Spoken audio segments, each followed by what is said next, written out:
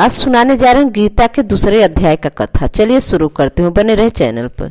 श्री नारायण जी बोले, हे लक्ष्मी, दक्षिण देश में एक पूर्ण नाम का नगर था। वह पूर्ण नामक नगर था। वहाँ देवशर्मा नाम का एक बड़ा धन पात्र रहता था। वह साधुओं की सेवा करता था। जब संत सेवा करते बहुत दिन बीत गए, तब एक दिन वह बाल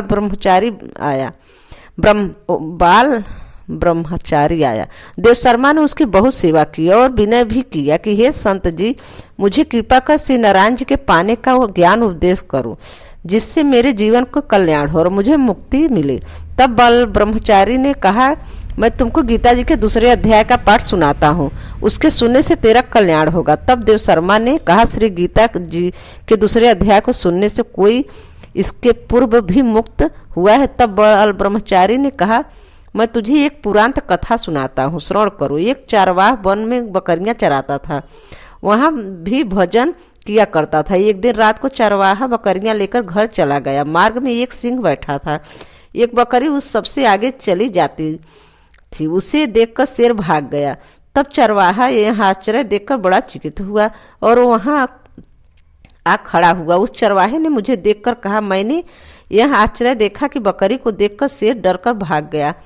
आप त्रिकालज्ञ हैं, इसका मुझे कारण बताया। संत ने कहा, हे चरवाहे, मैं तुझे इसकी पिछली वार्ता सुनाता हूँ। यह बकरी पिछले जन्म में डायन थी। जब उसकी भर्ता मर गया तब यह बड़ी डायन हुई, जिसे सुंदर लड़के को देखती उसको खा लेती। यह शेर पिछले जन्म में बहेलिया था। यह पक्षी पकड़ने वन में गया था और डायन भी वहाँ वन में गई थी। वह डायन ने उसे बहेलिया को खा लिया। तब वही बहेलिया शेर हुआ और वह डायन यह बकरी हुई। शेर के पिछले जन्म की खबर है कि इसलिए बकरी को देखकर शेर ने जाना कि अब भी मुझे खाने आई है। तब चरवाहे ने कहा, मैं पिछले जन्म में कौन थी?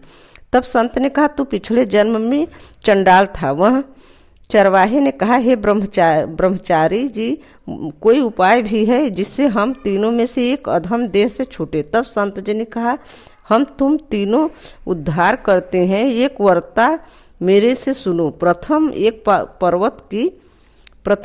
पर्वत की कदरा में एक शिला थी। उस पर श्री गीता जी का दूसरा अध्याय लिखा हुआ है। मैंने उस अक्षरों को उस शिला पर देखा था। अब मैं तुमको मन, वचन और कर्म से सुनाता हूँ, तुम श्रवण करो। संत जी ने गीता जी के अक्षर सुनाए। तब उसी समय तत्काल ही आकाश से विमान आया और उन सबों को विमान पर चढ़ाकर वैकुंठ लोक को ले गया। अधम देह से छूटकर देव देह पाई और देवशर्मा भी गीता का ज्ञान सुनकर मुक्त हुआ। देव देह पाकर वैकुंठ को गया। तब श्री नारायण जी ने कहा, हे लक्ष्मी, जो मनुष्य श्री गीता जी के ज्ञान को पढ़े सुने और अवश्य मुक्ति को प्राप्त होता है। इस प्रकार गीता के दूसरे अध्याय का महात्म्य समाप्त। जय श्री कृष्णा। हर हर महादेव। आप लोग को मेरी कथा कैसी लगी? चैनल को सब्सक्राइब, वीडियो को लाइक कर दें। धन्यवाद।